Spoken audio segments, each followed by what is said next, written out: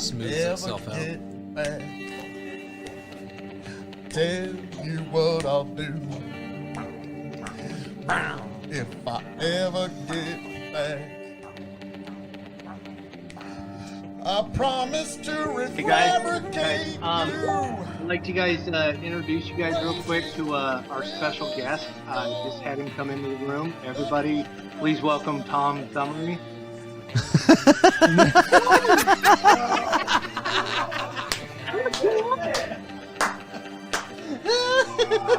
On this episode of Omegle. Know that I'm here, and your white privileges are going to save you tonight, okay, guys? That's right. It's time for the Dog and Chicken Show.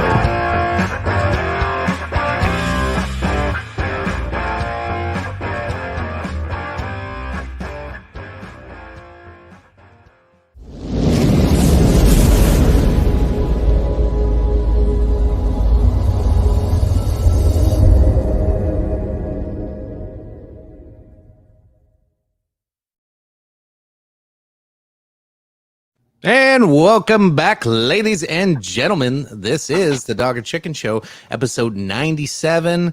We're bringing back our next round of presidential voting from back in the good old 1800s, when everybody, had a little. I don't know what the fuck that was. My accents suck. Anyway. Starting my night off with a little mixed drink, but then we're gonna go straight into some fucking 1910 Old Forester. I'm told it tastes like marshmallows, so I'm excited. It's good. And as always, flanked to the right of your screen, Tony fucking G. Like, share, subscribe, folks. Right there. Hit that button. You know you want to. It'll feel tasty. Touch them all. They want you to. They want you to. All you have links. permission. Yes. Make it rain on them links. Do it. And then down below to go along, our favorite libertarian in the entire world, Brendan fucking Roy from Dad's Worldwide. How you doing, brother? Very well. Thanks for having me on again. Appreciate it. Always good to see you guys. Yes. I got about 5-10 minutes into your newest episode of, what was it, Parents Suck or something like that. Is it Your Parents Suck? Yeah. So I can't wait for the rest of it. Yeah, it's all that stuff that you don't really think about anymore, but all the stuff that parents did that really not okay nowadays. Yeah, or frowned upon. Right. Hell yeah. Now I'm stoked to hear that. Yeah, I like that. Yeah. Yep. You mean like blowing out candles while you got a Marlboro Red in your lips and dropping ash all over the birthday cake? Times were good. Smoking in the car with all the windows up, all the kids in the back. Yes. Yeah. Well, one's laying in the back of the window. Yeah. Yeah. No, there was a whole litter of us, and seatbelt laws got introduced when we were kids, and there was too many of us in the car. Like, we would have a old boat Ford LTD. And it only sits 5 people, but there would be 7 or 8 of us kids in the between everything. So every time we saw a cop, me and whoever was the smallest, but it was always me, get to the floor. And so I'd be laying on the floorboards in the back seat, so there weren't too many heads in the car. Yeah, stupid shit. We had the station wagon Ford LTD. It was actually in the, I think it was an 85. It's the largest station wagon they made that decade. I believe it. Those LTDs were fucking huge. Yeah, that was the Roy wagon. The Roy wagon. And without further ado, everybody's like, oh, there's no Phil tonight. Yes, there is. Phil. What? Kind of Phil. Phil is with us in spirit. Phil is upset. He was going to be farming, was going to miss the show. So he, just for you folks, decided to send his thoughts on tonight's show. So we'll be sharing that as well. And he went ahead and drank along while recording this to, keep the feel going, because this is Thirsty fucking Thursdays. So you see the drinking words down below: wigs, federals, COVID, and if Tony's kids interrupt the show. Without further ado, here is Phil. Welcome, one and all, to the Dog and Chicken Show for a very special retrospective look back into the past for all of the presidential elections in our U.S. history. Last time we left off at the election of 1804, and we are picking up right where we left off. I am your King of Extreme, Phil KOE, the man of the hour, the man with the power, the man that makes the other podcast cower. You can find me at KOE Nation on YouTube and Twitch. Gentlemen, how are we doing this fine evening? And as you can see, what I'm having this evening, man down, medic, Woodford Reserve Double Oak, wine, beer, and spirits store pick. It served me well. But it felt apropos. So, gentlemen, I hope you're having a marvelous evening and you're having a spirit of comparable enjoyment. All right. So we'll have several clips of Phil as we move on. And as you saw in his So, without further son of a ado, bitch. let's Oh my get God! right Even into when it. he's not here, even when he's not here, he's talking over us. son of a bitch, Phil, shut up. God, what a dick. Always Right? doing that shit. That was actually the perfect blooper. Thank you. That for was. That is a great. We're leaving that in. Oh, hell yeah. So we're going back in time. Should we do the no? Yeah, that's fine.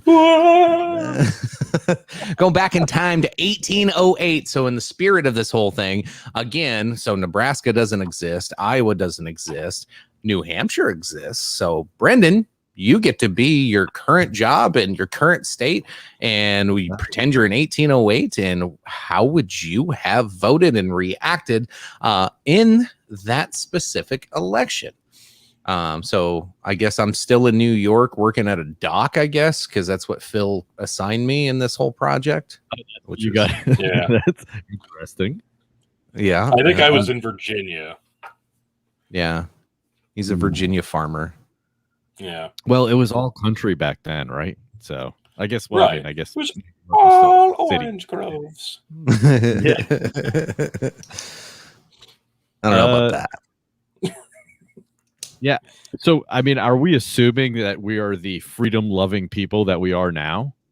Are we? Is that With what we're- what your morals and characters would have been, and what would have impacted your livelihood and your job, because that may cause you to flip sides on some things. So just like you'd vote today, but you're in 1808, and you don't know what these people did after they got elected either. Yes. Yeah. So that's a very important rule. Yeah, I think I would end up going with Madison. Him being just one of the originals, right? One of the OGs. Yeah, he's the writer of the Constitution, and I mean, yeah. who else would you want leading the country than someone that helped write it, right? Yeah. So and- I think that's the way I would go. You're coming off of 2 terms of Thomas Jefferson, and very popular, especially his first term. Second term wasn't that great, but still, people, if he would have ran a third time, he probably would have won. But he tried to stick to tradition, as George Washington had said, no more than 2 terms. But James Madison was pretty much Thomas Jefferson in a nutshell, except for he was a lot Well, smaller, because the dude was yeah. like, he was really short and like 100 pounds. Not only Yeah. that, but Madison had been serving as Secretary of State since Thomas Jefferson took office in 1801. So he's 7 years into being Secretary of State. So yeah, you're right. This is basically a transition of power. So if you're looking at the ticket, we're finding ourselves starting to vote towards one political party or the other, which we've kind of fallen into that groove already here. The Democratic Republican James Madison taking over for Thomas Jefferson.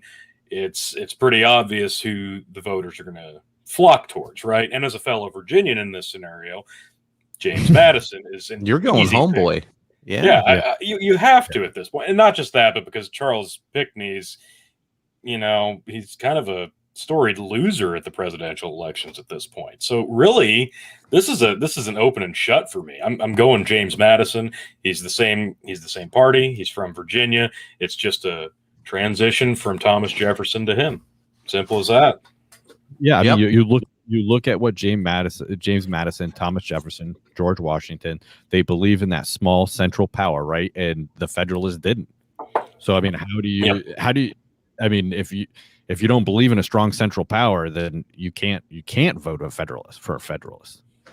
Correct. And but- Federalists are But kind of there's two things that Jefferson did at his end of his term that kind of Right. questionable as far as strong central Yeah. power. he was he kind of gave himself a lot more power and was a little bit contradictory of his stance on a lot of things, but to say that the Democratic Republicans still were favored above the Federalists even after granting himself that much power to the executive branch says a lot about how unpopular the Federalists were at that time. As we're slowly adding more states and more people are being allowed to vote, it's separating or they're running away with it, I should say. Yeah, what was the percentage of people that could vote back when? Was it like 2 or 3%? So at this time, in this election, there was 186,000 votes cast in this election. So that was a 36.8% turnout of eligible voters. Eligible voters, yeah. Yeah. So so that's 36%. So pretty much 600,000 people allowed to vote in this election, roughly, in a country of I don't know, is probably close to 4 million people. So it was like landowners. You had to be white. Yeah. Not a lot of people allowed to vote at this time. No. And you had to be male. Yeah, all kinds of stuff. And looking at it that way, it's easy to see that people are going to go with what they're familiar with. Yeah, and you pick the Virginia homeboy. That's going to come up more and more as we get through some of these, and and some of the strategies they use in the coming elections. Let's see here. So let's see, popular vote. I guess I would have voted for James Madison as well. Obviously, it's more of the party at this time, Democratic Republican Party at that time was the more of the, for the people, by the people. Like it was more of let's keep the power where it came from. It was really weird. There was this sector of like Massachusetts, Rhode Island, Connecticut that were heavy Federalist, but everybody else from like New Hampshire, Vermont, all the way down to Georgia, with the small exception of North Carolina, had a little bit of Federalist, but pretty much everybody else was on Madison's side here. I think There was a little bit of Clinton was the turmoil. third party, so I'm surprised you didn't vote for that one. Well, see, okay, yeah, that's the thing, because Madison's running mate was, of course, George Clinton, and there was a little bit of turmoil within because James Monroe and Clinton were both kind of jockeying for position, like, hey, maybe we should challenge Madison, but Madison ended up ultimately winning the leadership of the party for the presidential candidacy. We won't. Wrong guy. Close. No, I think that's accurate. Yeah, we'll give it to you. So he got 122 electoral votes. He carried the 12 states. You see the percentages there and kind of the map breakdown on the screen. Should we jump over and see what Phil thinks in this whole scenario? Let's see here. Since he tried to interrupt us early, I'll unmute him for a moment.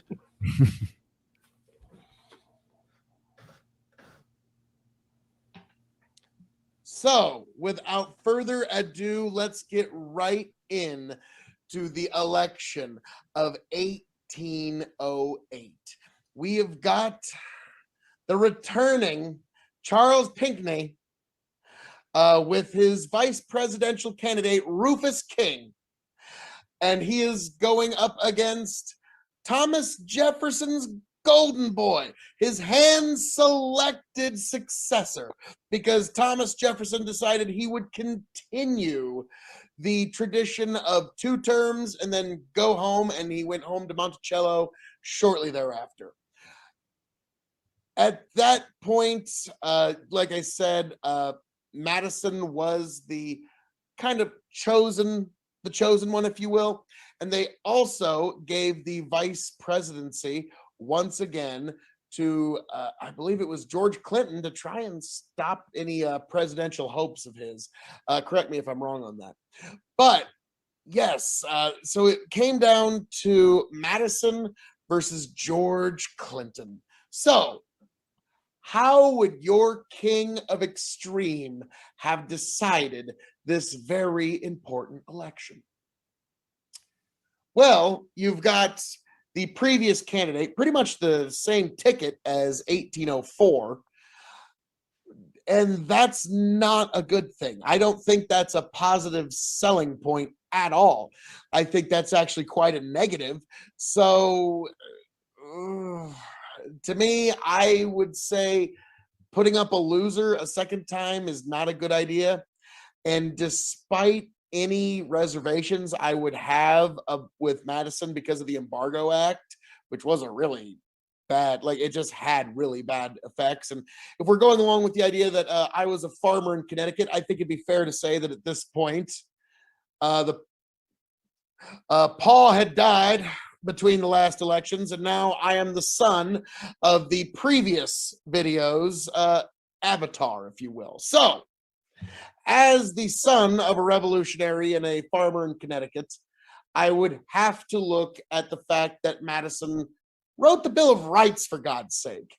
So that would kind of override any trepidation I had. So I would, with a little bit of trepidation, in the end, vote for one James Madison. Yes, the father of the Bill of Rights will hold the office if I have my say. Now, gentlemen, if you have your say, how would you go for this particular election?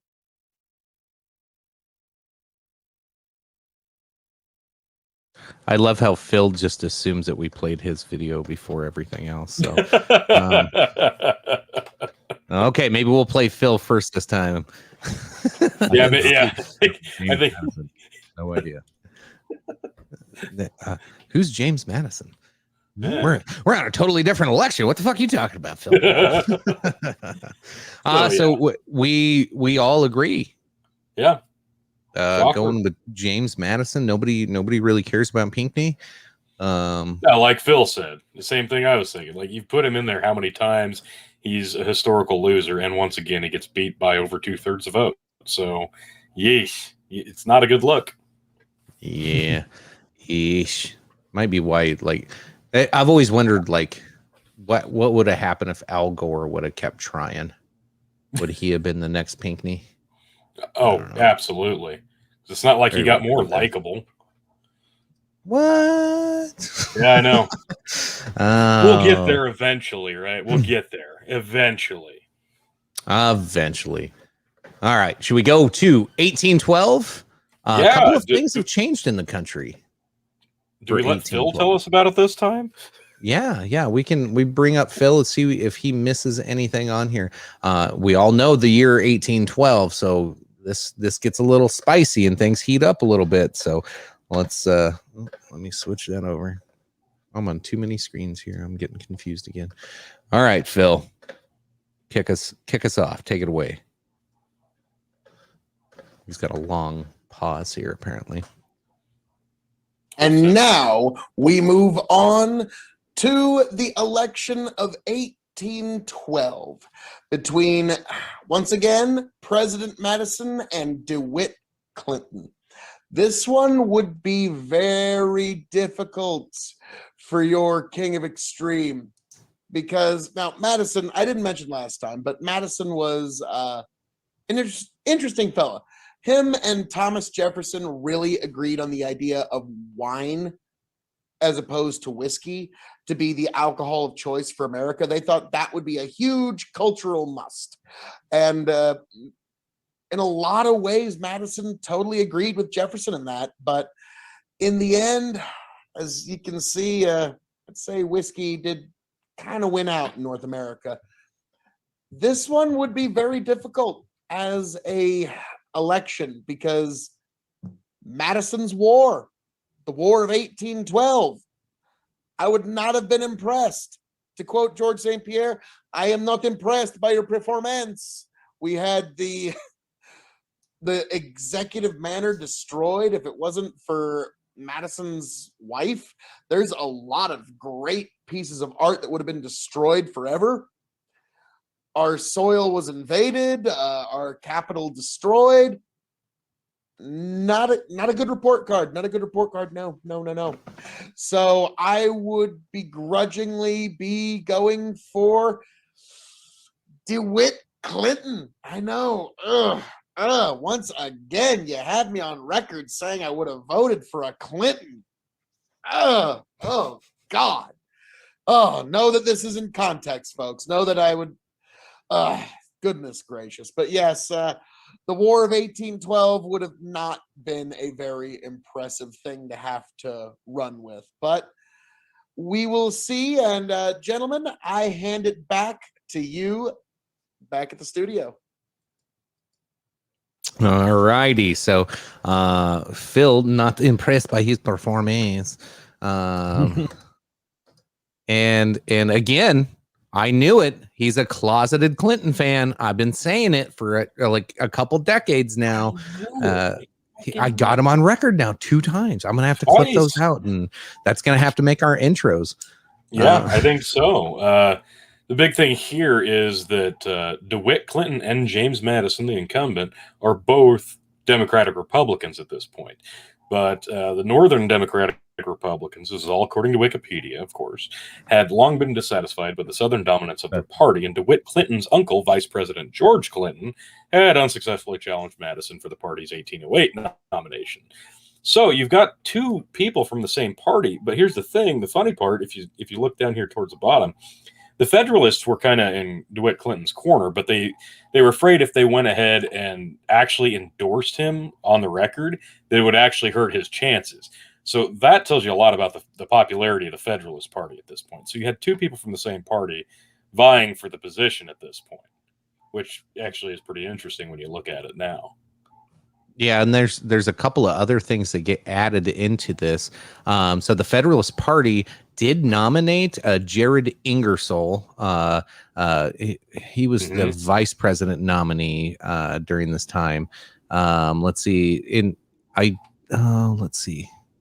The other Federalist candidates, so DeWitt Clinton obviously ended up being the main guy on the ticket, but John Marshall, the Chief Justice of the United States, he declined to be a part of it at this time, but he was a very, very popular individual around that time. And then other things to consider, we just added a new state. We added Louisiana with 3. That's a big deal. Yeah. So now more and more people allowed to cast a vote in this election. And as Phil brought up, the War of 1812 goes on raging for 3 years where, we got troops on or foreign troops invading and a lot of chaos going on. So this was a pretty close one. Yeah, this one was a lot closer than the last one, whereas that was more than 2/3 Madison won. This time it was 128 electoral votes to 89. So, and that's 11 states for Madison and 7 for Clinton. So this is a much, much closer one, 50.4% to 47.6%. And the popular vote being 140,431 in Madison's favor to 132,781. This is very, very close. So I think it really comes down to, like Phil said, War 1812.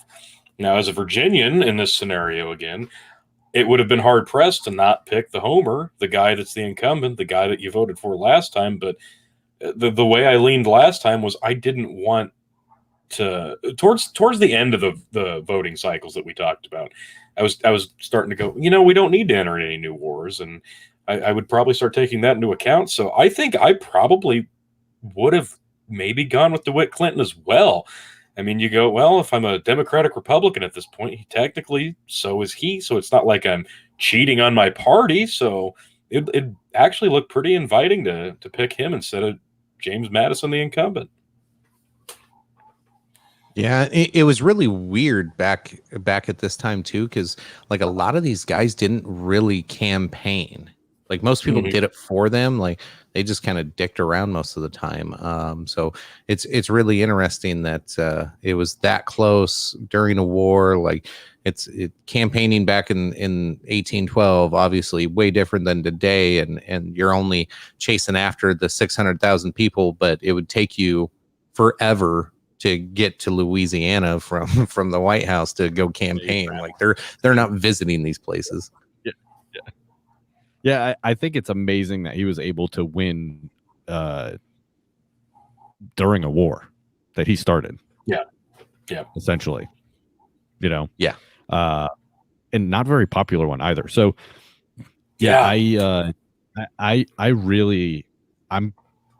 kind of surprised that Clinton didn't win, just for that reason. Yeah. And I think it may have been the Federalists actually backed him. If they would have just kept their dirty noses out of the race, DeWitt Clinton might have taken it. And he's related to George Clinton, and George Clinton's a badass, so I would definitely go with DeWitt Clinton. Yeah, I think I voted for George Clinton in one of the elections previously, so I think I would have been tempted as well. I think I'm going to say it. Yeah, DeWitt Clinton, man. For sure. Yeah, George Clinton. Yeah, I probably would agree, because we saw Thomas Jefferson, on his second term start abusing his power. Now we've seen James Madison, highly popular, two of our main writers of Bill of Rights and Constitution. And then we see like James Madison, like Will said, he started this war. He made this happen. This is a perfect example of don't poke the bear. Yeah. You know Exactly. what I mean? Perfect example. Completely unnecessary. This did not have to happen. Nobody wanted it to happen. And he I don't know if it was an ego thing or what Madison was thinking, but I probably would have been on a DeWitt Clinton side, because I can see the trend of what's happening here when your very popular founder gets elected and his ego takes over on that second term. That's a little scary to me. So yeah. But yeah, it was 5'6" James Madison was. He was the only president that did not do the knee-high breeches. He did full long length pants because he was so damn short. I assume it was hard to find short pants like that. And still hard. Hard to find pants there, T. It is sometimes. It is. So yeah, the smallest and shortest president to date, James Madison, gets reelected in 1812. Okay. Bullshit. Fucking bullshit. Stupid little guy. All right, let's see what Phil's going to introduce for us. In 1816, the War of 1812 is over. James Madison's second term is coming to an end. Let's see what the Phil, King of Extreme, has to say heading into a new election cycle. Now we arrive at the election of 1816. So we've got Monroe, the doctrine is in, versus that charisma powerhouse himself, Rufus King. This one would be difficult for me because, again, I would be holding my nose and reluctantly giving power to the Virginia boys. Again, like I'd given so with Madison and now Monroe. I'm not really liking it. But again, like I said, I voted against Madison in his re-election, but Monroe was a very charismatic guy. And also with the Hartford Convention for the Federalists, when talk of secession started coming out of their mouths. Like that would have sent somebody like me like, whoa, whoa, whoa, whoa, whoa, whoa, whoa, whoa, whoa, whoa. We are a fresh new union, and you are wanting to already break us apart with this talk of secession? So that would have driven me away, like, yeah, just I would have recoiled from that. So reluctantly, I would have handed power again to the Virginia boys because at least they respected our revolution and understood the spirit of it, even though they got a lot of flaws. So reluctantly, I would vote for Monroe because the secessionist talk was just more than I could personally handle. And Monroe, another lover of the idea of American wine culture, and he was a good friend of Thomas Jefferson. And funny enough, when Monroe was actually elected, he preferred Burgundy wine. Jefferson preferred Bordeaux. When he became elected, Jefferson sends him this really long letter, and literally the 90% of the letter was just Jefferson talking about the kind of wines that Monroe should order and who should be ordered for what guests, and which was just fascinating to me because literally the first paragraph is, well, congratulations on being elected president. So wonderful to see that you have assumed the office, Mr. President, and I wish you all the best. All right, now let's talk about the wine we should order. And they would also talk about, like, should we throw down on wine orders? And so I can only imagine how expensive the liquids must have been on those ships coming back, because Monroe, he really liked his wine, but nobody liked it quite like Jefferson. He was, yeah, he's the undisputed heavyweight of presidential wine loving. But yes, Monroe, I would say, would be a close second for that. So yes, Monroe in the election of 1816, the doctrine is in. There we have it All with right. Phil. All right. And Doctrine is in. yeah. What a cheesy bitch.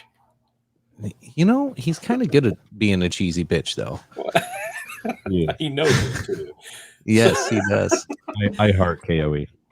So Rufus King comes back. He was a vice president candidate 2 elections ago. He kind of separated himself on the last election, not wanting to, attach his cart to that horse with what was going on. But now he's back as a Federalist, going against James Monroe. Oh shit! Yeah, I drink. We probably had like 10 different times where we said the F word. Yeah, that's so, fair. I think we said the F word. I said the F word. yeah. Well, don't worry. After this year, we won't have to say it again much. So, Hopefully. Rufus King. What is it with this party and reinserting perennial losers, right?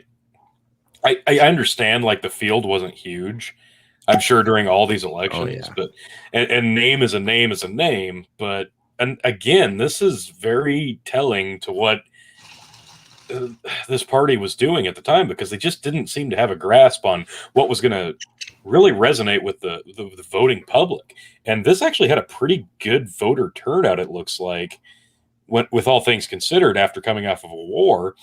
16.9% of 23.5, if I'm reading this correctly. Not great, but not bad. It does look like it's down, I think. It's down 23.5%. Oh, okay. Maybe I'm looking at this incorrectly. Okay, that makes more sense. We had a 40% last vote almost. Okay, that makes more sense. Like, why would it be so close? So 17% of 600,000 to 700,000 voters. That makes more sense. So nobody was excited about either of these guys. No, because if you look at this, the popular vote, wow, it barely over 100,000. Yeah. Wow. There were some bad ones in this so far, but this might be that's might an be one of the toughest. No, he's probably their best loser. Yeah. No. So looking at this, the big thing is we said this about the last one, the War 1812. People were down. We all went the other way instead of going with Madison because of the war. The war kind of got attributed to the Democratic Republicans, and a lot of people saw it as, hey, you did a good job with it. We didn't like it, but you did what you had to do, and you did a good enough job with it. So kudos, I guess, even though we didn't like it to begin with. So I think that's what really swayed this in Monroe's favor coming out of the gate, with Rufus King being, the guy who didn't win the vice presidency last time. So right out of the gate, he's got a head start on it. So again, this is a Virginia versus a New York candidate. This is, of course, again, Democratic Republicans against Drink Federalists. So how you guys thinking on this one? So this was sabotaged by Monroe, or not Monroe. This was sabotaged by Madison the last election. So if you can read through some of that there. But so some of the measures that the Federalists were asking for, Madison put into place after 1815 when the war had ended. Put in a national bank, added some tariffs. So like what are Federalists going to run on? Hey, we gave you what you wanted. So like what's their next step? Those were their hills to die on.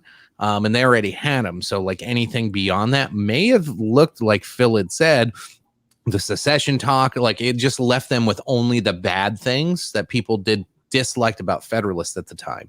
So like I think some of that been like, hey, I think I side with Phil on this one. I'd go with Monroe on here just because like, hey, I know Rufus King seemed to distance himself from a lot of that talk, but he's representing that party, and the party's still acting that way. So yeah, I would have definitely been with Monroe. Doesn't look like any new states were added, but a couple of key names did pop up that declined to run in this one. We're going to hear a lot more about in the coming elections. Henry Clay, the Speaker of the House from Kentucky, his name is starting to get thrown around a lot. People wanted him, and also former justice of the state Supreme Court of Tennessee and war hero Andrew Jackson. His name is starting to get thrown around in the political ether at this time too. So it's kind of a lull when you start looking at like how many votes they got. But there's some exciting names popping up here that some enthusiasm starting to get behind. Yeah, I think like this. I think so. Go ahead, Brandon. Sorry. Yeah, I feel like this is an easy decision. I don't know why Phil was so torn about it. I mean, James Monroe, again, one of the OGs. And oh yeah, I should say that Madison on his second term, what a dick. Yeah. I mean, wow. Just dick move. Yeah, I mean, so much stuff. Like he's such a what a bitch. All right. So James Monroe, with the likes of oh man, I would just had it too. He was against ratification. So for me, I love the guy. Yeah. So I would that's an easy one. Rufus King, the only thing he's got going for him is he's against slavery. So. Yeah, one of the very few that is publicly standing against it. That was a really brave stance back in those times. Like, I mean, you really think about it. That was, you want to talk about not a popular stance. Be anti-slavery back in those days. Yeah, for sure. Yeah. Tommy, did you cast your vote? I think this one's kind of tough because, again, if you didn't go with James Monroe last time, why would you go with him this time? So it really just kind of depends on what your stance is with and how they handled the war and what they did with the results of that. So it'd probably be a reluctant vote for, again, the Virginian boy, the incumbent, James Monroe, just because you look at Rufus King and you go, okay, well, they tried this. He didn't do well last time. So how can I vote for that? Okay, this guy got us through a war. He's the incumbent. He knows what he's doing. Okay, I guess tenure wins out. I'd probably go with James Monroe. And looking at the results, let me pop them back up here because I had to refresh. I apologize. I think a lot of people were thinking the same thing because Woo boy. Electoral vote. James Monroe, 183 to Rufus King's 34. States carried 16-3. Woof. Woof, woof, woof. Swing and a miss by the Federalists once again. Yep, and that pretty much seals it up for them. Drink. Yeah, I did say it, damn it. He said it like 5 times. I tried to keep up. Yeah. Sorry. So, That's yeah, what I- once what I again, do. the Democratic Republicans walk away with another one. So, will they get taken down a peg in the 1820 election? Let's ask Phil. Well, before we go to that, what this did, this was the nail in the coffin to the F words. What? What? A monumental failure? No. This pretty much did it. And so that makes 1820 even that more, either more or less interesting, depending on how you feel about that election. But let's get Phil's take, as we've been doing all night here. Let's see what Phil thinks about this one.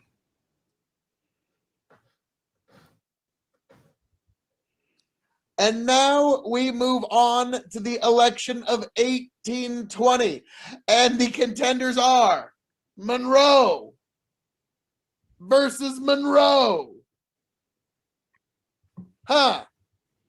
Yeah, this was the era of good feelings. There was nobody that even felt the need to run against Monroe. Now, I have one question, though. One question alone. And I know somehow, some way, Tony G, you found a way to still vote third party on this. So I'm curious to see how you pulled it off. Maybe you're gonna write in George Clinton again. I don't know. But I'm waiting bated breath on this side of space and time. What a dick. What a piece of shit. I think I will write in George Clinton just to fuck with him. No, yeah, this is one of those really interesting ones. I'll pop it on the screen anyway, even though it's completely unnecessary at this point. But yes, 1820. Here you can see 1820 United States presidential election. The nominee, James Monroe of the Democratic Republican Party from Virginia, with his running mate Daniel D. Tompkins, unopposed. Monroe and Vice President Daniel D. Tompkins faced no opposition from other Democratic Republicans in their quest for a second term. The Federalist Party, Drink, had fielded a presidential candidate in each election since 1796, but the party's already waning popularity had declined further following the War of 1812. Although able to field a nominee for vice president, the Federalist, Drink, could not put forward a presidential candidate, leaving Monroe without organized opposition. Woof. Woof again. Woof indeed. We did have new states added at this time as well, but well, what a time to join the Union. You don't even get to play a part in the election process, really. There's a lot going on in this time. There was a Missouri Compromise, of course, and I think it was Illinois, Missouri, Mississippi, and Alabama are official states now. I may have missed one in there. Funny part is Monroe, even though pretty much running unopposed, still only got 80% of the vote. Yeah, this one's interesting. Yeah, states carried 24 and 80%, 0.6. And the popular vote, 87,343 for a total of 231 electoral votes. Secretary of State, JQA, John Quincy Adams, received the only other electoral vote, which came from faithless elector William Plummer. Nice. How about this? The Federalists had 0 candidates and still got 17,000 votes. They hated James Monroe so fucking much, they would rather vote for nobody. Yeah. That's awesome. So I don't think there's really much dispute here unless you're so jaded by the results of 1816, even though we all pretty much agreed. This is an obvious choice. This is going to be for the Virginia boy again, James Monroe. Democratic Republican candidate unopposed. I'm not going to write anybody in. No, this is an easy one. 10% turnout. I probably would have been on the 90% side of this. Yeah, I probably wouldn't have voted. I'm gonna Brandon, be real. thoughts? I wouldn't have voted.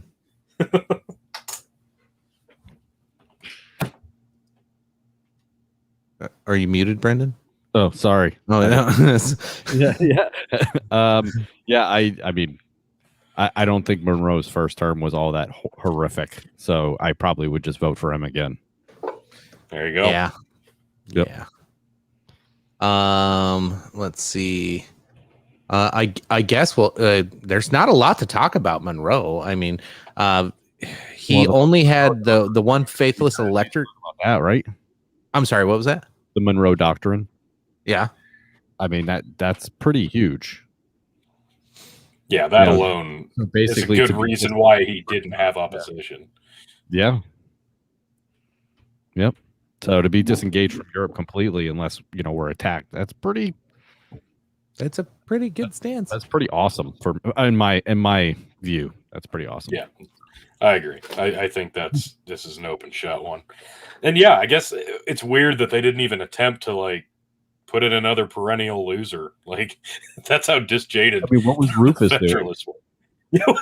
He was vacationing in Europe at the time, probably. He could have got 20, probably. Yeah. Poor Rufus. Or Rufus. Nobody really cares about Rufus. My, Rufus is my a pug, dick. my pug's middle name is Rufus. Fun fact. Fun fact. Yeah. 17,000 people voted for nobody. That's He awesome. probably Yeah. liked more Rufus King. Oh, I like my Otis better. My Yeah. Otis Rufus. He's much better. All right. 1824. Let's do this. It's got to get better. Got to get better Right. from here. Right. The election of 1824. Four-way dance. Henry Clay, Andrew Jackson, John Quincy Adams, and William Crawford. William Crawford was, oh boy, this didn't age well, the pro-slavery candidate. So, out. No. Farmer from Connecticut, nope, throwing that one right out. Nope, not even considering it. Andrew Jackson, probably one of the most popular people in this election, considering the fact he didn't want to run, but people just campaigned for him, which is just kind of funny. Which is, I just know that's something Tony's gonna love. Just like he didn't even want to do it, people campaigned for him. So yes, but at this point, I wasn't quite ready for that. Henry Clay seemed to be a very charismatic person that a lot of people liked. Understandable. But to me, again, when you keep in mind, Pa was so loyal to John Adams and voted for him so many times before he passed away of what the doctors deem bone madness. Yes, I would have to say, beyond a shadow of a doubt, I would have to vote for one John Quincy Adams for the presidency out of loyalty to General Washington and out of loyalty for what was a very competent administration throughout the beginning of our country. So yes, I would once again, this farm family would cast another ballot for the Adams family. Wow.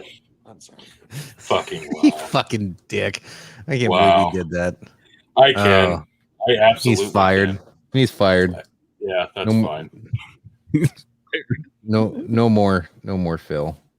He's kicked off the show after that. So it's John Quincy Adams, or everybody says Quincy. It's Quincy. Yeah. The way you pronounce it is really weird. Only dorks will correct you in the moment. Yeah, it's spelled fucking Quincy, so fuck him. He was a fascinating character. So he was one of the ones that was very adamantly against slavery, and actually in his whole time, in I think he was in the House of Representatives for a while.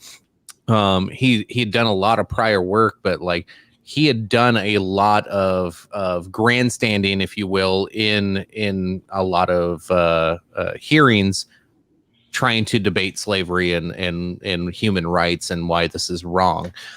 So he had a huge following behind that. Also being a Democratic Republican at the time, he's on the right side of things. He's not one of those old, nasty, dirty drink Federalists that we keep hearing about in the early 1800s that nobody liked.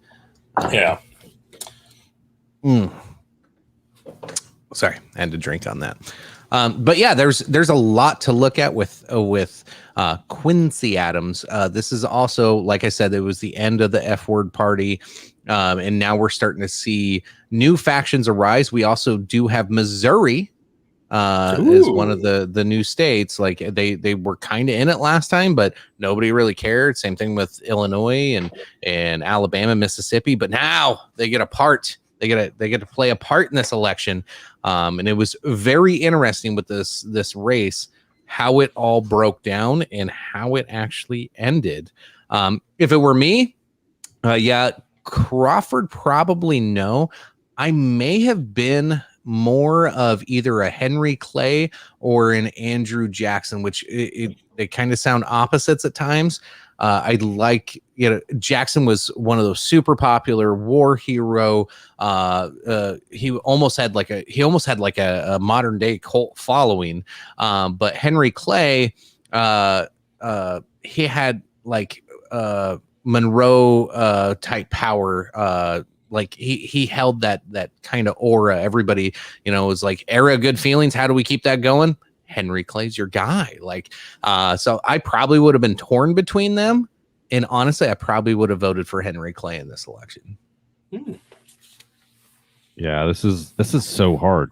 I want to do the anti-slavery guy, but John Quincy Adams is just, he seems like a swarmy douche. Like he's like a mutual fund establishment. He's elite. You know what I mean? Like, like his dad was John Adams, right? And he did nothing but like travel the world, and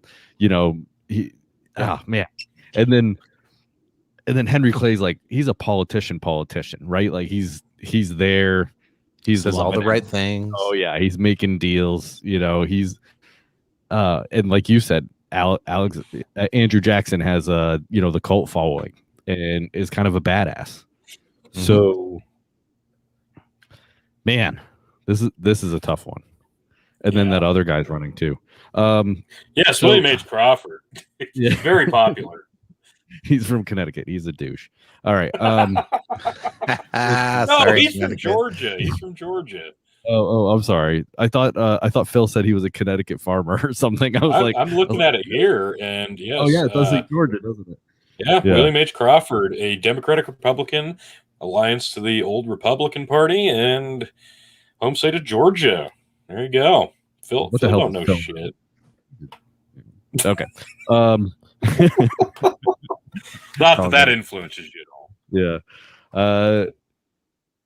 Yeah, I think I might go for Andrew Jackson. Oh, you're one of the ones that threw a wrench in this. Yep. I'm a wrench thrower. This is tough. So, yeah, John Quincy Adams. Just that name alone, I think, would have been enough. The pronunciation of that would have been enough to make me go, "Yeah, fuck that guy." I don't. He's a borderline serial killer, right? You say all three names. Yeah, look at this guy. Like, no, I don't think I can do it. Like, I could just cop out and be like, yeah, he seems like the likely winner, but I don't know. There's three other options, so I probably wouldn't have gone with John Quincy Adams. Andrew Jackson with the cult following. Yeah, that's pretty appealing to me. Fuck you, Phil. Yes, Henry Clay, obviously another. You're looking at this guy and you're like, okay, he's making some noise. I like that. So probably would have come between Clay and Jackson for me. But man, that William H. Crawford, I tell you what, he's just so savvy and Georgian that no. I think I probably would have gone ultimately with Henry Clay, but it would have been probably pretty close between him and Andrew Jackson. I don't think I would have gone with Quincy Adams. So I don't know. This is an interesting one because you really started seeing a lot of division here. Because if you look at the parties, they're all Democratic Republicans, of course. But if you look at the running mates, it's funny because Adams and Jackson both have John C. Calhoun, whereas Crawford has Nathaniel Macon and Henry Clay has Nathan Sanford. And you don't see any Virginians, so that obviously influences a lot of people. And it's funny because you look at the alliance, Adams-Clay Republicans for Quincy Adams, and the Jacksonian Alliance for Andrew Jackson. Wonder where they got that name. The old Republicans for Crawford and the Adams-Clay Republican for Clay. So you really start to see the division stacking up here, which is really interesting for a four-way dance for the presidential election.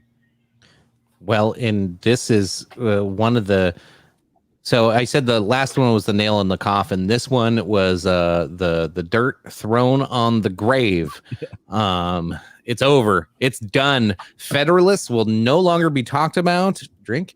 From here on out. 1824 presidential election marked the final collapse of that political framework. The electoral map confirmed the candidates' sectional support. And this is where the ball game changes, folks.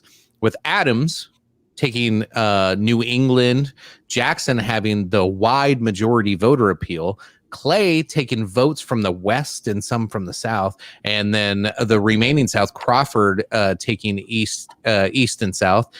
Jackson, like I said, the plurality of electoral votes, he had out of the 365,000 votes, almost half. He won, not even being a candidate. Andrew Jackson wins the popular vote and the there's no electoral victor here because he only got 99. How many did we need to win this one? Do you have it pulled up? To win, it was 131 necessary to win. 131 necessary to win. So technically, none of these folks actually reached that amount. So this election spread out gets sent to the House of Representatives to hold a contingent election on February 9th of 1825. This is where the 12th Amendment comes into play, folks. So the House was limited to choosing from among the three candidates who received the most votes. So Jackson, Adams, and Crawford. Henry Clay, who had finished fourth, was eliminated. Each state delegation voting had a single vote. There were 24 states at the time. Thus, an absolute majority of 13 votes was required for victory. Clay detested Jackson and said of him, "I cannot believe that killing 2,500 Englishmen at New Orleans qualifies for the various difficult and complicated duties of the chief magistrate." Moreover, Clay's American system was closer to Adams' position on tariffs and internal improvements than Jackson's. Even if Clay had wished to align with Crawford over Jackson, which was highly unlikely, Clay was not a fan of either of them. In any event, since Clay's policy differences with Crawford were deeper, especially on matters of the tariff, the fact that Crawford had been in poor health, no path to victory was going to be evident there. So ignoring the non-binding directive of the Kentucky legislature that its House delegation chose Jackson, the delegation voted 8-4 for Adams instead. Clay used his political influence in the House to motivate House delegations in states where he had won at least a voting plurality to vote for Adams. Thus, Adams now being elected president on the first ballot with 13 states, followed by Jackson with 7 and Crawford with 4. So Clay decided this election effectively. Wild. Kind of shady. Yeah. So this shocked Jackson, of course. He was likely very, very pissed. This guy was already kind of a loose cannon. So he should have campaigned. He didn't even bother throwing his hat in. Come on, people were doing it for him. If he would have put that forward to begin with, maybe this would have gone differently. Yeah. So there was a lot of this is where political ads start coming out. You start seeing media attacks and anonymous statements appearing in popular newspapers. There was one said to be a former member of Congress essentially accused Clay of selling Adams his support for the office of Secretary of State. So there's a lot of accusations being around of behind the door deals and other things going on of why Clay would choose Adams and not. It was not said the- that Clay actually approached Jackson as well, and offered his support in exchange for assurances that he would not appoint Quincy Adams as Secretary of State. Jackson replied, "Say to Mr. Clay and his friends that before I would reach the presidential chair by such means, I would see the earth open and swallow both Mr. Clay and his friends and myself with them." So, Beautiful. yeah, That's awesome. so it sounds like Clay was shopping his support. Yeah, this is political corruption at its best, and duped us. He's a politician at heart. You said it, Brendan, and duped me and Tony into throwing our vote towards him. And this is what makes really this decision so hard, because we're trying to be non-biased. We're trying to be like, oh, we were back then, but I'm reading these bios on these people and I'm like, he's a piece of shit. That guy's a fucking asshole. Yeah. So I'm like, I don't want to choose him, but would I have? I don't know. I might have, fall prey to his wonderfulness. It's all back the in early day. stages of the propaganda and the political parties, and Seriously, how I good mean, is word of mouth. Backroom deals, right? Mhm. That's so why is this pop up here? This kind of turns in that you see some reflections into modern day politics as we talked about. The F word party is now gone. John Quincy Adams, his election kind of sparked the separation of the Democratic Republican Party. Now he became the National Republican Party, also known as the Anti-Jacksonian Party, or simply Republicans. So Andrew Jackson, Not jaded at all. the Democratic Party was built around Andrew Jackson, and John Quincy Adams effectively was the Republican anti-Jacksonian supporter or leader or whatever you want to call it at that point, heading into the 1828 election.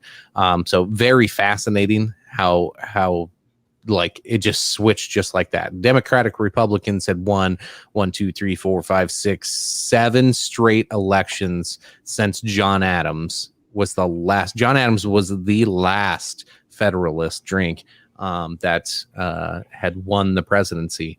And now we see the split in such a short time. No longer Democratic Republicans. Let's have a drink and farewell to peace and prosperity between those two parties. Never wanted it anyway. Mm-hmm.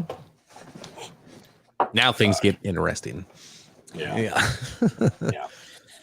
Yeah, it's wild. But you go from an election where a guy runs unopposed, and then you have 4 legitimate contenders in the next one. So it's no wonder it was split the way that it was, when you've got people coming in with a silver tongue and people who just have a cult following and find themselves in the position, and then it's not even ultimately decided by the people. So at this point, it's interesting to see just how what we know today started taking form because of this election, because people's ideals were taken in so many different directions. How we understood the voting process itself just basically started crumbling away. So it's really unique to look at it now and just think how things would be today had they gone slightly different then.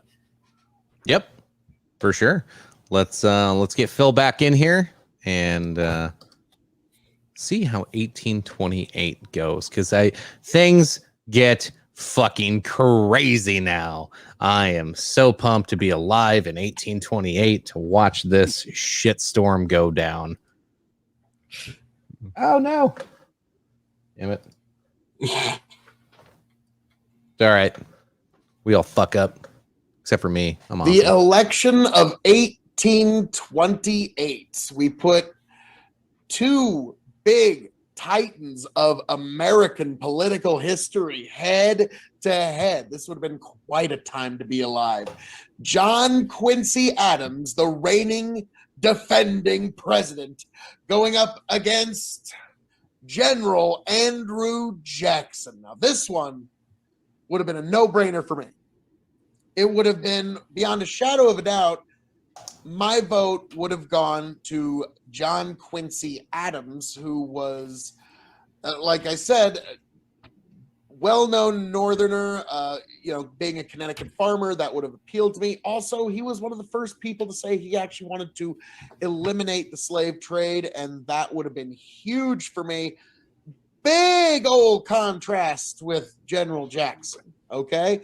I totally would have understood if I had friends who were going to vote for Jackson. It's like, okay, he's got charisma. I get it. Whatever. I'm not voting for him. So it would have been John Quincy Adams, who also, a lot of people don't know, is another one of the undisputed heavyweights of presidential drinking. He inherited his father's more or less drinking gene, where John Adams, he could just drink all day, as much as you could imagine. And all of his friends noticed that he was not inconvenienced by it anyway. It didn't seem to warp his judgment. He didn't get hangovers. It was uncanny. It was like it just didn't do anything to him. And his son inherited that ability to the point where he one time had blind. They didn't tell him what were the 11 Madeiras that were poured into 11 glasses, and he sipped each of them. And I believe, correct me if I'm wrong in the comments, I believe he was able to positively identify 9 different Madeira wine brands based on taste alone. So he knew his stuff when it came to alcohol, but he was another guy that never seemed to be inconvenienced by it. So the Adams family, undisputed heavyweights of presidential drinking. I would have been heavily disappointed by the election results, but I would have totally attended Jackson's inauguration party. This was also the first election where more people than ever were granted the franchise, which is why he was called the president of the people, if you will, which is kind of ironic by today's standards, but is what it is. And so, folks, we move onward and upward to the next election. All right. So Phil touched on a couple things there. If you were paying attention to Tony's box, kids interrupted the show, so drink. Brendan's eyes were closed there for a second, kind of creeped me out. He's back now. I'm lagging. I'm sorry. I'm taking over Phil. It's all good. So yes, 2 titans and heavyweights, and Phil brought up one very, very important factor in this election. Prior to this election, there were, or was it this election or was it the 1832 election? But the amount of people that were allowed to vote has historically been low. Yes, this is the one. So now many more people are allowed to vote. Before, you had to be a white landowner male in order to cast your vote. Now the votes have been increased to I'm trying to find here where they exactly what the law was on voting. But yeah, this was going to be a big turnout in standards of that time. The most we had in any election up until then was like 300,000 people voting so far. So this dramatically changes the landscape of not only American politics at the time, but just the whole country in general and how everything's going to run from here on out. I still can't find it. Where in the hell is it? Damn it. Fun part here also is John Calhoun, the vice president, is the Jacksonian party ticket. So he is currently John Quincy Adams, vice president, but he is running as vice president with Andrew Jackson. And John Quincy Adams, John Quincy has Richard Rush running for vice president. So you can see there's like a popularity rift within the tickets here now that we have split to Democrat and Republican. There's some infighting going on, which eventually I think is why this one went that way. As far as who would I have voted for, Nebraska and Iowa don't exist yet. I'm still, I guess, working docks. Probably a low-wage worker at that point, and living a rugged lifestyle. But being in like a New York shipping area, I probably would have like been that Andrew Jackson like war hero, rah, and wanting to I probably would have been more with the populist crowd and in the cult crowd, just to be honest, like not for any policy concerns or reason, just like back in that time, John Quincy Adams is the elite that get to do whatever the hell they want all the time, and I'm not against that, and I don't see how they're spreading the love to the little guy. So I probably would have been more for Jackson. Yep, I kind of agree with all that. And unfortunately, this will be my last one. I got to bounce out, so I'll give mine quickly, and I will let you two have at it. But the way I look at this one, like with the split in the parties, it's really starting to take shape. In the previous election, I was kind of considering Andrew Jackson anyway. I didn't really like the idea of voting for John Quincy Adams anyway, so I think I probably would have been a little jaded on how that election itself turned out. So I probably would have been hardcore on the Andrew Jackson bandwagon this time around, just for the sake of how the last one went, how confusing it could have been to people who didn't even have a choice the election prior, because we just had one guy. Go to one guy to four guys to having it contested. Now you're starting to see the party affiliations take a new shape, and sides are being drawn and lines are being drawn. So I think I would have been hardcore Andrew Jackson for this one. So, yeah, I don't see any other way around it, but I will let you guys have at it, and I will have to bid you adieu. Good night, sir. Have fun with the children. Indeed. All right. Brendan, where would you land with this? This is an interesting one. Man. All right. So even if I had fallen for JQA's fanciness and wonderfulness in the last election, right, all the domestic stuff that he did, and then actually probably before I get to the domestic stuff that he did, the as soon as he put Clay in the position that he put him in, I'd be like, oh, this guy's corrupt. Yeah, he basically he won the election on a favor, basically. Yep. So I wouldn't be for that. So, but then you look at the policies that he instituted in the next 4 years, and he's a big government guy. He wanted a national university. He started doing canals like everywhere. He supported roads. Supporting doing roads throughout the country or nation. And dare I say he acted like a federalist? Oh, you son of a bitch. So you're right. He was a big government guy. Oh yeah, he was a huge government guy. So So in that, with that respect, there's no way I would vote for him, even if I had the first time. Because I was thinking back, like I'm a New England guy. I would almost have to vote for JQA, right? Like right. I'd almost have to. So even if I did get fooled the first time around, Andrew Jackson would be my guy this time, because I see what he did in the next 4 years, and wouldn't be a fan. So yep, I don't think it's too hard. I mean, once you have 4 years of someone doing, signing bills and proposing legislation and that type of thing, which the executive is not really supposed to do, executive branch. But that being said, they did it. So and that's exactly what happened. So the results of this election, with the collapse of the F party, and 4 members of the Democratic Republican Party fighting against each other now and separating the two, or the main party. Let's see. So they did the contingent election. It was really weird putting in JQA in there. And then, like you said, the corrupt bargain is what it was dubbed as. Yeah. All of that led into that rematch in 1828 between these two, between Jackson and Adams. So what this did, this was one of the dirtiest and first dirty elections, with mudslinging on both parties, attacking personal qualities of other candidates, and talking mad shit. This was the first election that looked like a modern election, where they just started talking shit.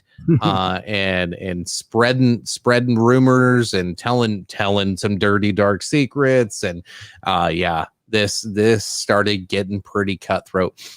Was it Andrew Jackson's wife was technically still married? Yep.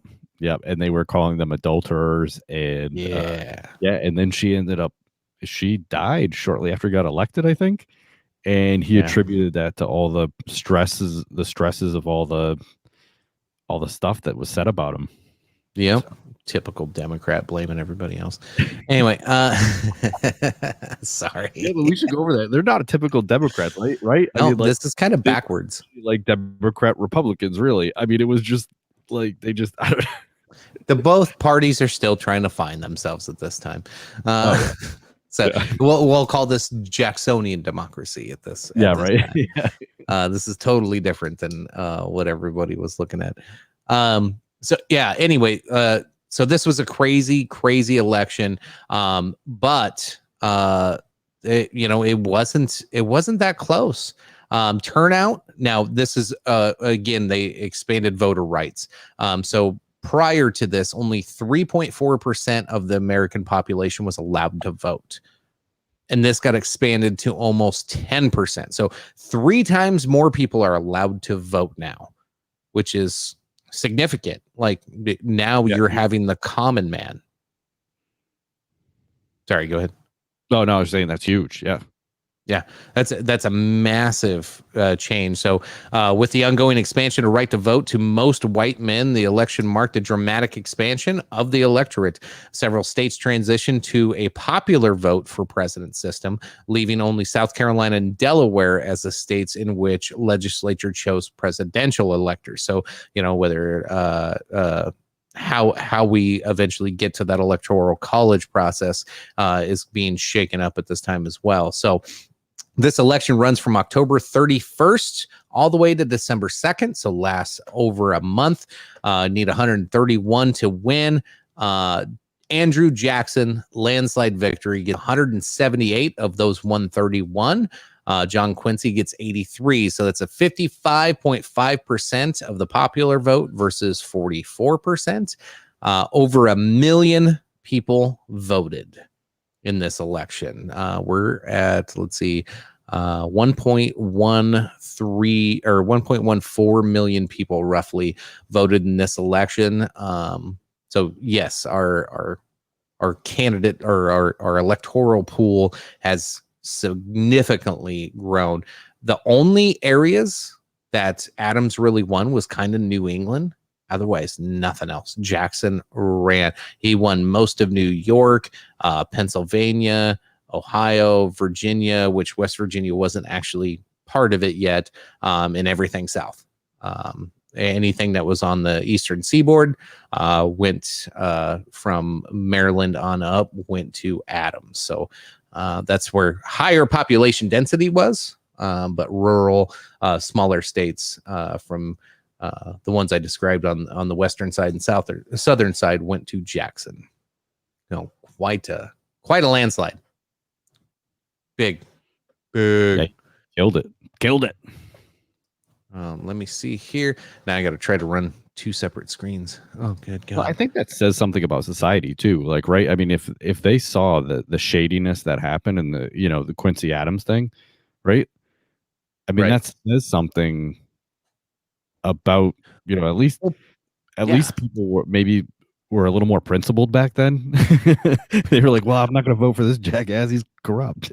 Whereas, Yeah, like, yeah. When you if could you do- call out corruption and the answer is I'm gonna call your wife an adulterer, like I think the most common man would be like, hey, bro, come like, on. Like, come on. you wouldn't. Yeah. Like the common man back in that day would not take down their local politicians for being like having adulterer issues going on. Like, sure, they're gonna know about it and they're gonna get him out of office, but they're not gonna shame him out of it. You know, like they have respect for a lot of people back then, and that's where you just started seeing the blatant disrespect at the highest office in the land. And I don't think the common man liked it. Yeah. I mean, between that and the mudslinging and the corruption in the actual office, yeah, I think they were said enough is enough, right? I mean that's what it says to me, at least That's what it looked like. at least some of the people. All right. Let's see what Phil's got on our next section here as we move into our next election. Real quick, while we're going into that, I just listened to some things. I got a couple notes on the side, but John Quincy Adams, he dies a few years later. But his last words, which I thought was very interesting, he was kind of a stoic type person when it come to words, and but his dying words were, excuse me, this is the last of earth. I am content. So apparently he was good with it. Yeah. That was like, Okay. I hope I'm in that type of frame of mind when I am passing away to say something cool like that. Yeah. It won't happen. I'll be like, what fucking day is it? Where's my bourbon? Yeah. Grab me a Dalmore. Yeah. Get me a diaper and a scotch. Quick. That. All right, here comes Phil. A diaper and scotch. The election of 1832. This one, much as I'd hate to say, as much as it does actually pain me to say a little bit, no brainer.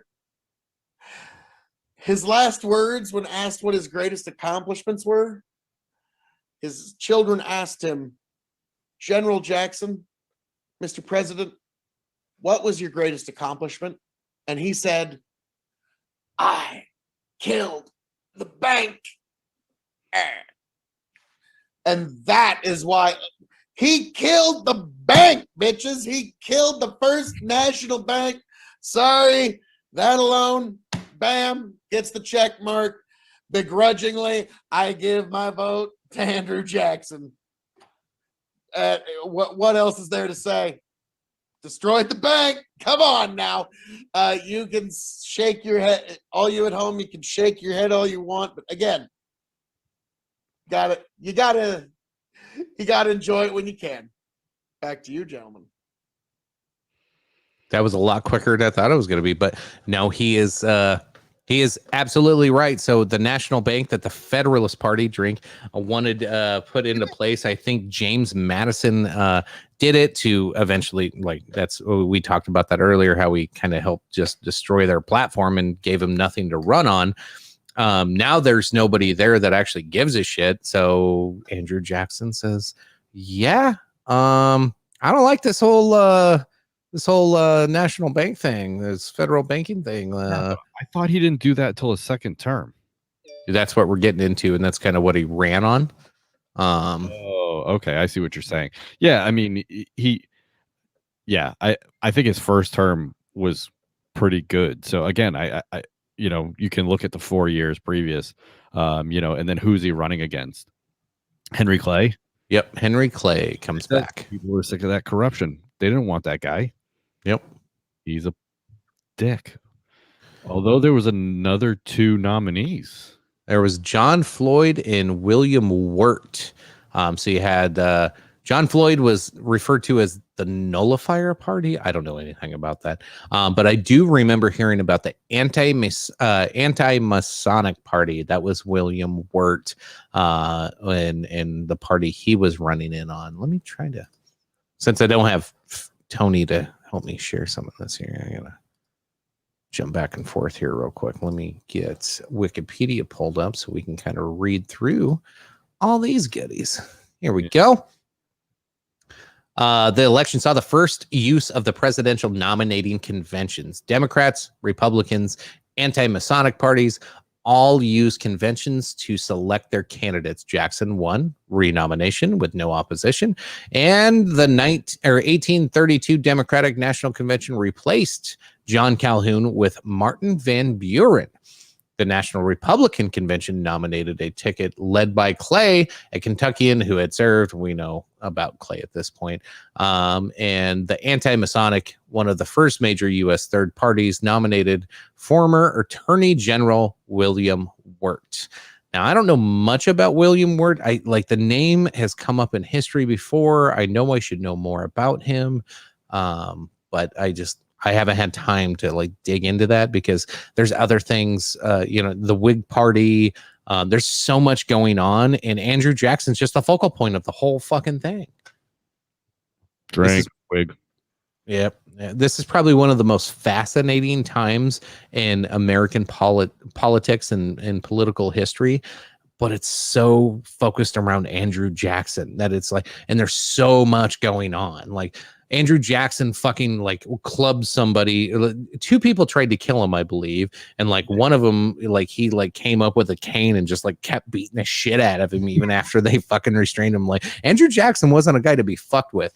The one dude that tried to shoot him fired both barrels and the gun misfired on both shots.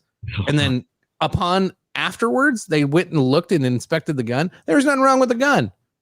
So, like, people were like, "Holy shit!" Okay, yeah. I mean, he was he was a war badass, and I mean, yeah. Why would you? Especially after the first time he whoops the snot out of someone that tries to kill him, like he'd do it again. Yeah, that's awesome. Okay, so I think this proves though that you can run multiple parties and still have a winner. Right? Like this argument that we can't have more than two parties, it's just absolutely insane and stupid. Like, right. I mean, look, we have the anti-Masonic, the nullifiers, you can say it takes away from people that should or shouldn't be winning, but I don't know. I think look at this. It's 100,000 votes. Even if they all went to Clay, it still wouldn't have mattered. Exactly. So I think this is kind of an example that, yeah, you can have more than one party running. It's not going to really more than two parties, running, and it's really not going to be that big a deal. So who would I go for? Definitely not Henry Clay. Just on principle alone, I'd actually be intrigued to vote for John Floyd if I thought Andrew Jackson did a really, really awful job on his first term. So, but I don't think Andrew Jackson really did, and plus he does want to kill the central bank. So I'd probably go with Jackson again. Yeah, just with the central bank thing, with his popularity, of course, and then the corruption of Clay, I would want nothing to do with it. If something like really did trigger me, I may have gone towards William Wirt, and the Masonics at the time were the elites. Again, this is like anti-elite type rhetoric and more for the common man. So I could see myself maybe going towards that party if that's actually what they stood for. That's to be researched a little bit more here. Yeah. Nullifier party, I don't assume they went on beyond this, so I'm probably not going to spend a lot of time talking about that. But yeah. Here's your 1832 presidential election results by state on display. So you get to see electoral vote and popular vote go through. A lot of blue on there for Jackson and Van Buren. Kind of a runaway with this election. 55% turnout, I believe is what it said. Wikipedia does give you some really cool like breakdowns of like state by state, county by county. They started doing this stuff around that time to where you can really see how things have changed over time. But 700,000 votes, 54%, and 219 electoral votes, and he only needed 145. So landslide victory there. Andrew Jackson wins your 1832 election. couple of things. Jackson, faced heavy criticism for his actions in the bank war, but remained popular among the public. So with him closing the banks, okay, you got to have a plan. You get rid of centralized banking. You get rid of the federal banking system. Like, you got to have some plans lined up in place to deal with some of the backlash that comes with it, and how does that breakup work, and how does the public go about banking after that. That's probably my biggest criticism of Andrew Jackson, is this shit falls under the next president, because this is his second term. Yeah. And somebody's got to pick up these pieces and have a plan in place to move forward, because as we see, the country starts spiraling into an economic depression here shortly, partially due to this not having a plan to. The question is, was the bank being harmful in what they were doing? And then is the Possibly. correction, the correction is just the free market actually coming back and doing what it's supposed to be doing. Like right now, if we stop printing money and stop dispersing it everywhere, is there going to be a correction? Yeah, of course there's going to be a correction, Yep. So yeah, Day of reckoning, yes. oh yeah, no matter what there's going to be one anyway, but I mean, if we cut out the Fed completely right now, is there going to be a correction? Oh yeah, there would be a Big. Oh my God, it would be horrific. But yeah, you're right. I mean, but I don't think there's anything. I'm not sure there's anything that he could have done to plan it to. Maybe they could have planned it to make it hurt less. But there was gonna be a correction. There had to be a correction. For sure. Yeah. All right. 1836. Last election we're covering tonight, folks. Buckle in. Let's see what happens. Let's go to Mr. King of Extreme himself and see what Phil's got to say with his super long pauses here. 7 seconds may be too long. I don't know. The election of 1836. We have got Martin Van Buren, or as they like to call him, Blue Whiskey Van, which is fascinating considering the fact that he almost never drank whiskey. He did have one decanter of whiskey by his bed when he occasionally needed some help getting to sleep, but usually it was Madeiras and ports and really expensive European products. So despite that, he still had the nickname Blue Whiskey Van. I don't know. And he was taking on the Whig Party, and like John Stewart's in America, the book, the Whigs, they will be missed. I don't know why I love that joke so much. So to me, out of this whole wild, wacky world of Whigs, I would take William Henry Harrison. He was a war veteran, a hero, well-known in the country, and he would go on to have one of the best presidential campaigns in the future, which is foreshadowing. So, folks, I am going to hand it back to the beautiful people at Dog and Chicken Studios to see how they would have taken this particular election. All right. Appreciate it, Phil. So, Phil KOE 2024. He's got to get his plug in there. Should have seen that coming eventually. Damn you, Phil. I gotta find my damn mouse. Like, I hope it didn't die. Like, I gotta change screens here. Yeah. So in 1836, we had 5 candidates, which blows me away because 3 out of the 5 are the same party. Yep. Sorry, I didn't mean to take over. Whenever you No, want. you're fine. You're fine. I'm still trying to catch up and get screens set up. Okay, Martin Van Buren, Democrat, New York. Running mate Richard M. Johnson. Oh, and look at this. So Hugh White, is with the W Party. White. Will Wheaton. Like the Will Wheaton was a Whig and he was white. He's out of Tennessee. His running mate is John Tyler. But then you look down here at Mr. Mangum. independent of North Carolina. Is that Mangum or Magnum? Well, can we just call him Magnum? I'll go with Magnum. They should just misspell his name. He would have won. But they both chose the same running mate. So they both picked John Tyler. John Tyler was on the ticket twice, and then Francis Granger was also on the. That wasn't uncommon, though. Was it? It wasn't uncommon back then. Oh, okay. Yeah, you would see that several times, to where, especially with the Democratic Republican Party, you saw that a lot. But again, this is a early age of Republican Democrat, and now you have Whigs drink.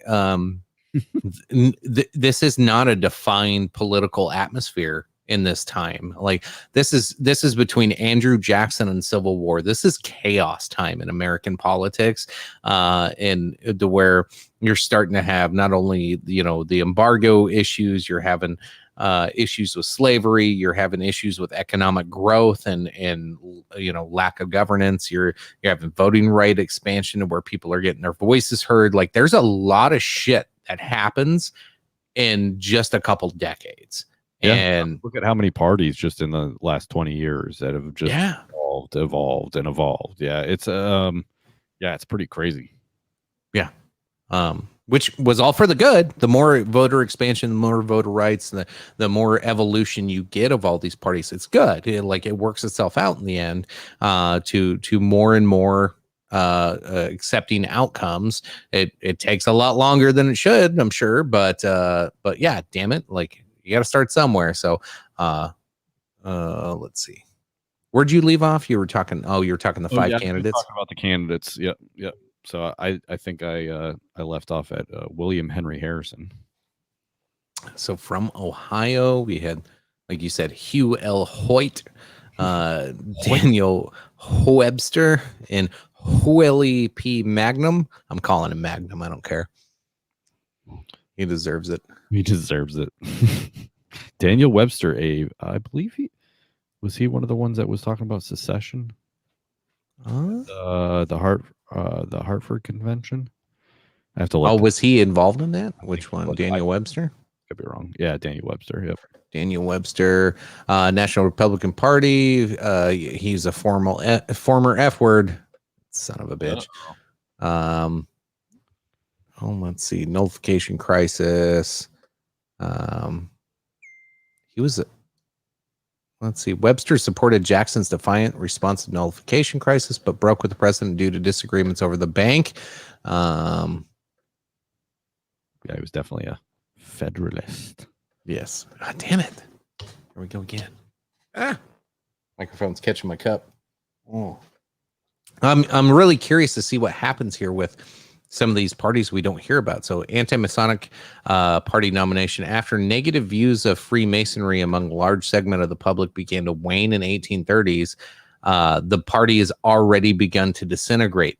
Some of its members began moving to the Whig Party, which had a broader issue base in anti-Mason. So again, this is a eventual evolution of parties.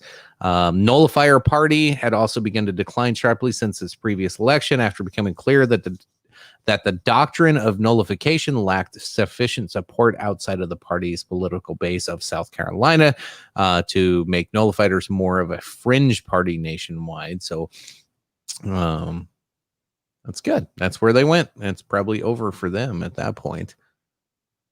All right. Who would we vote for in this one? So Martin Van Buren is really the successor of Jackson. Well, while William Henry Harrison, the Whig Party, was an American military officer, politician who served as the ninth president of the United States for 31 days in 1841, becoming the first president to die in office of the shortest serving U.S. president in history. Yeah, so spoiler alert, he wins, but eventually he gets to that point. So it's really, that's it. That's all they got to say about him, man. If that's your bio on Wikipedia for being president of the United States, it's not that glorious of a job. Yeah. Well, he died in office, so he was he didn't get to finish. Weak. Ugh. And that if that's your pictures that you get. Yeah, some of these pictures are awful. Like, All right. So all the shit I give people for taking selfies, like give these guys some smartphones. they need Fuck. some faces or something. Okay. All right, let's get into the politics of it. So Democratic National Convention chose a ticket with Van Buren, which was the successor, like I said, to Andrew Jackson. And then the Whig Party chose recently emerged was primary, United Opposition to Jackson. So now they're the new anti-Jacksonian party over the Republican Party at the time, hoping to compel a contingent election in the House of Representatives by denying the Democrats an electoral majority. The Whigs ran multiple candidates. Most northern state Whigs supported the ticket led by Senator William Harrison at Ohio. Southerners would go with Hugh Lawson White out of Tennessee, and then Webster and Magnum, Massachusetts, South Carolina. So this is where I kind of hinted at earlier in the show, to where they start noticing voter trends. And when you start having voter popularity, they go, oh, people vote for their Homer candidate. So like people in Massachusetts know Daniel Webster. Yeah. And then people in Tennessee know Hugh L. White. So they won't vote for Martin Van Buren. They'll vote for these guys. And then we'll take all these electoral votes away from the guy we don't want, and we'll spread them all out. So we saw that with the convention back the first time that Jackson won. And then they ended up giving it to John Quincy Adams. So that's what they were trying to redo. And this was futile, to say the least. It did not work. Yeah. I this is a tough choice, right? So I'm thinking to myself, I'm a New Hampshire guy. Daniel Webster, born in New Hampshire. He's out of Massachusetts, so he's my guy. However, I voted for Andrew Jackson 2 times, and he did a great job. It looked like, for stuff that I agree with. So I think I would really lean towards voting for Van Buren.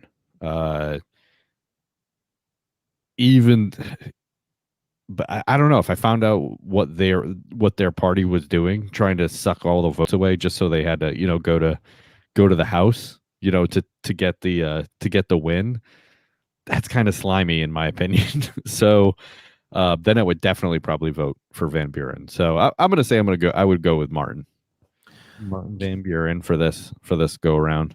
Yeah, Jackson was super popular. I think I would have probably been in line with the Van Buren crowd. I would not have been at all aligned with third party in this one. And if I was, it's hard to know where they stand because they're like 3 or 4 different parties in one. So who's who and what's what, Yeah, they don't even know what they stand for at this point. Exactly. Yeah. And then if I was around to see that first Jackson flop where Clay had tried to buy, so I'm gonna have that in the back of my mind. That was only a decade and a half ago. That was not many elections ago. I'd still have that in the back of my mind, where I'd be like, no, these are the same fucking crooked assholes that stole it from Jackson the first time. I'm not supporting that group. Van Buren's Jackson's guy. I'm going to stick with Van Buren. This is it's kind of one of those tribal things that we all fall into, but it's if you're anti-corruption and want to fight that battle, cool. If you're pro-government, you're going to go with the other way. So, any final thoughts on this one? I think this is our last election for the night. No, I think we covered it. Hell yeah, man. Hey, I appreciate you coming on. Brendan Roy, yeah, it's been a fucking while, man. You've been out working in fucking middle of New York, and then you like think you need to take a fucking week of vacation so you don't join our live show, you prick. No. It pains me to say no to people. Yeah. So I do love coming on the show, and you guys are the only ones that like to hear my opinions. you agree with them or not. Or tolerate them or no. So no, I do enjoy it. So yeah, it's man, I haven't taken a week of vacation in so long. It was so nice. So nice. It is nice. It is nice. This is a little side note off of the politics and in the fun conversation piece of it. Like the one thing I'm gonna like praise COVID for. It taught me to appreciate my time off. It taught me to take my time off. Because you don't get those back. I worked for 15 plus years, never used all my vacation time, never once even came close to. I didn't even use half most of the time. And here I am, 17 years and have shit tons of vacation time. I never thought I would try to use it all. I earned it. One, I signed a contract for this job with that many days off, and I'm gonna fucking take them. Like that's the, like, as long as my job's getting done, who gives a shit? I'm taking my time off. That's what we agreed upon. I agreed upon the pay. I agreed upon the time off. And I think that's lost. And I'm not saying like there's not times where you have to say, well, I might not be able to take that week of vacation. I got a lot of work to do. Like there's a certain point that like there's a middle ground. I think I've met my brain to where not only I'm like, I know my worth. And if I'm not performing, then I'll punish myself for not performing and not take that week off. But as long as I'm performing to the standard that is given to me, I'm taking my time off. Well, yeah, and I think also comes I mean, there's loyalty and hard work and all that stuff. And as long as you're doing that, I mean, I feel like the loyalty doesn't go both ways. People think it does. It does not. It does not. No. But I also think that what do you value in life? Mm-hmm. And more and more, not that I didn't before, but more and more, I'm always leaning towards family. I had someone actually tell me that I'm too much of a family man for him. Fucking loser. I looked at him and I just said, thank you. Like, because I told him, he's like, oh, he told me, he said, I could keep you busy 7 days a week. And I said, I'm not interested. Yeah. Because, I work really hard Monday through Friday, and that time is for my family, my off time. My boss is talking about bidding more jobs in New York. I told him I'm not interested. So, yeah. If he wants to pay me an egregious amount of money, then I'll think about it. But other than that, I'm really not interested, because my value, what I am valuing is my time with my family. Yeah, so, for sure. That is the most important thing in the world to me. My mom, my kids, my wife, my brothers, my friends, that's all that matters to me. A job is just to make money. Yeah. It's like, yeah, I can go make money somewhere else. Yep. Absolutely. Yep. There's always something else. I'll go mop floors. I don't care. Yep. I can penny pinch and downsize. I can do anything I need to do, but yep. Exactly. So I think it, when I was younger, I was working 7 days a week, but I didn't have a family. I didn't have, although I wish I had spent more time with my brother and my father and my mom and, that type of thing. Especially my father, because I lost him a couple of years ago. So, because you'll never get that back. Once they're gone, you don't realize until it happens. Yeah. Yeah, absolutely. So, I really do. I express it to other people to, understand, make them understand that, it's nice to be good at work and hardworking and loyal. It really is. But at the end of the day, it gets nowhere. Yeah. At the end of the day, I mean, it's just not the most important thing in the world. Yeah. Yeah. More and more I hear that I think, anytime I get like pissed off at a relative that I'm like, God, I don't want to fucking talk to them today. I'm like, well, how many more times am I going to see them in person? Yep. In life? Like, if I can count it on less than two hands, that like, well, I see them on average once or twice a year. Are they going to be alive in 5 years? Yeah, and is that gripe with Oh them? shit! worth I that? should probably answer the phone, or I should probably go visit. Yeah. Like, when you put it into that perspective, and especially when you're like, oh shit, I only see them once every 2 years, and they're at X amount of age, and I don't think they're gonna make it 5 more years, and you're like, fuck, I'm only gonna see them one more time. I like, yeah, it changes your perspective a little bit. Yeah, don't tear up over it. Just get on the phone, give them a call, make their day. Like that's it. Not only makes their day, it makes your day too. It makes you feel all warm and fuzzy inside. But no, it makes it a lot easier to have those conversations and then look at life a little bit differently. And yeah, then stay off of social media because you'll see everybody being cunts and we had to have the C word dropped on this show eventually, but It happened. Woo! yay. It only took an hour and 50 minutes. Wow, that's a new record.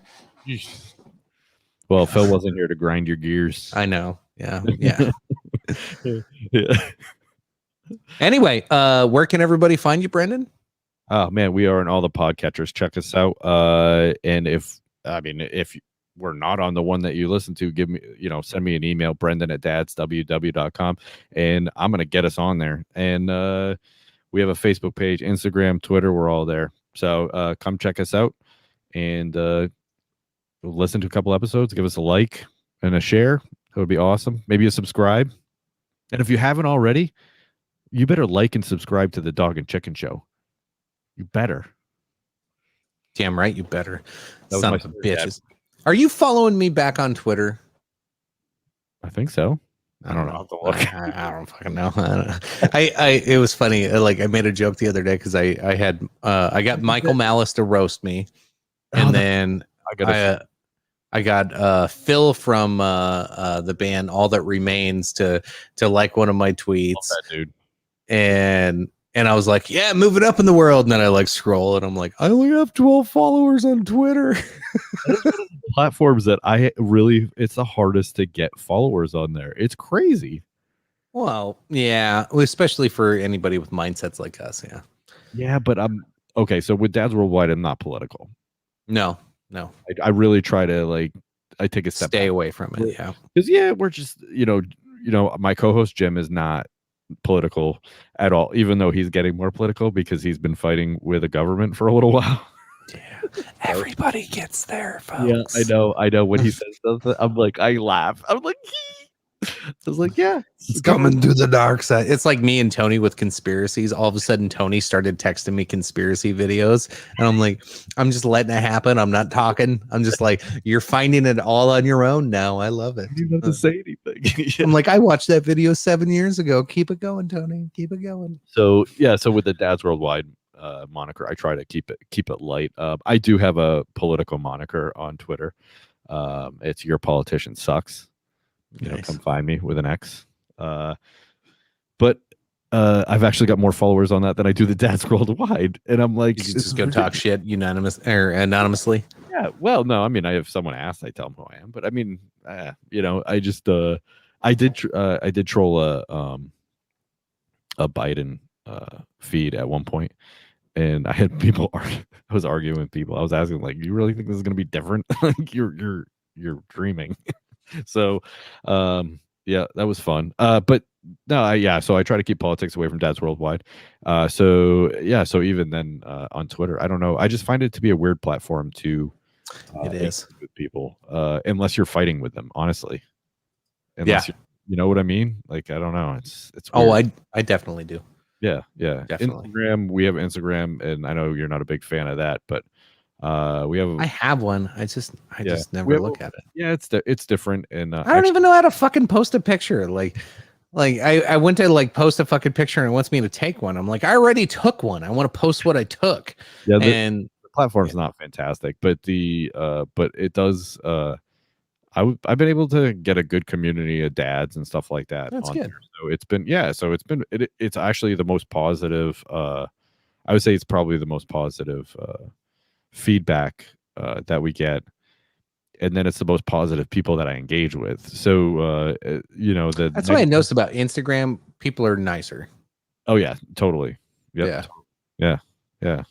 Very underrated platform. I try to get on there once in a while, but I'm just like, most pictures I have are like dirty memes.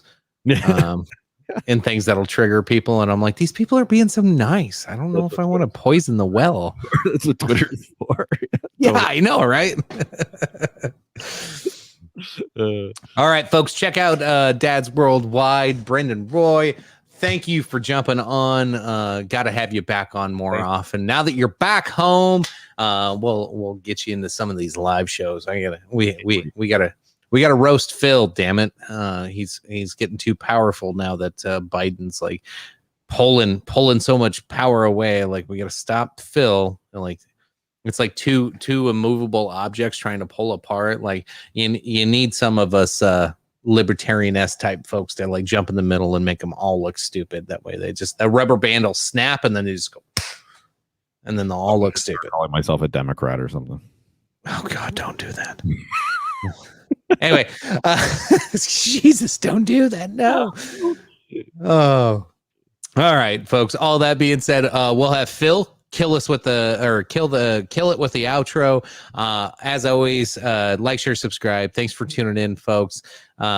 Check us out every other Thursday. We are live. Other Thursdays between that, we do these pre-records. If you want to hear us look into something interesting, sure. Shoot it to us. We're always open to new topics and new discussions. Otherwise, we're going to be doing these presidential things. We'll always cover on our live shows, current events and news and different things like that. But I think I got Phil and Tony talked into movie reviews. So I'd love to hear what movie you want all of us to watch. It's got to be a good one. I'm not going to make Phil watch a shitty movie. Phil doesn't have time for shitty movies. It's got to be a good movie.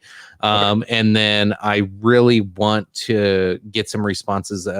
So movie reviews.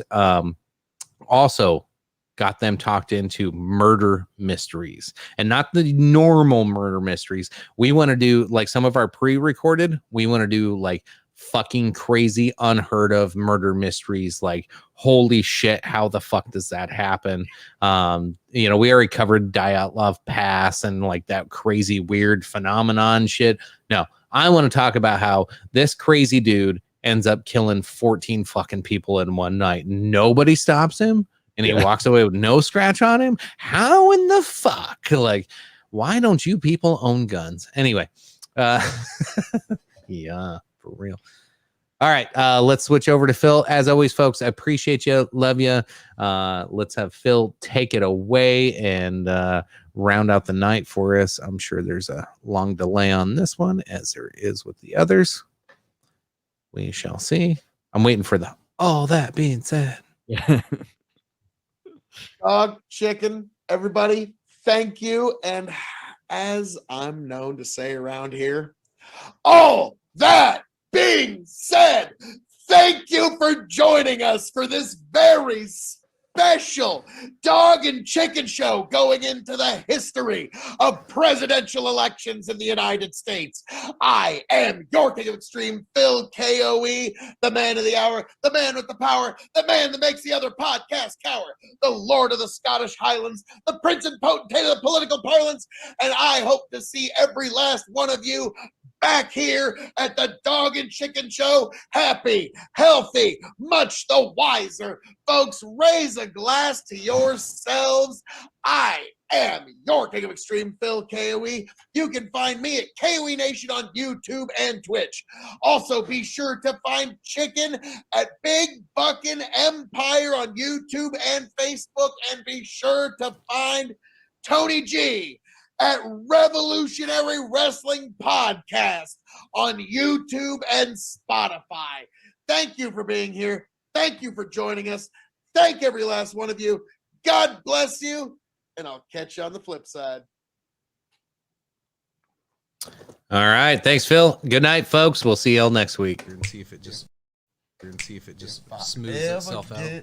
Back, tell you what I'll do. If I ever get back, I promise to refabricate you. Raging rivers of gold. That's what the brochure advertised. And now we're lost. We gotta take it down. Let you down slow. It's hard to survive.